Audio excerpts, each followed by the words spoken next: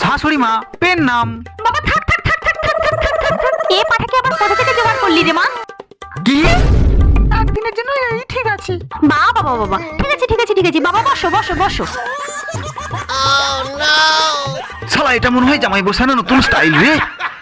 এই নাও জামাই চা। শালা চা দিল না, পেটে পা তুলতে আইলো রে।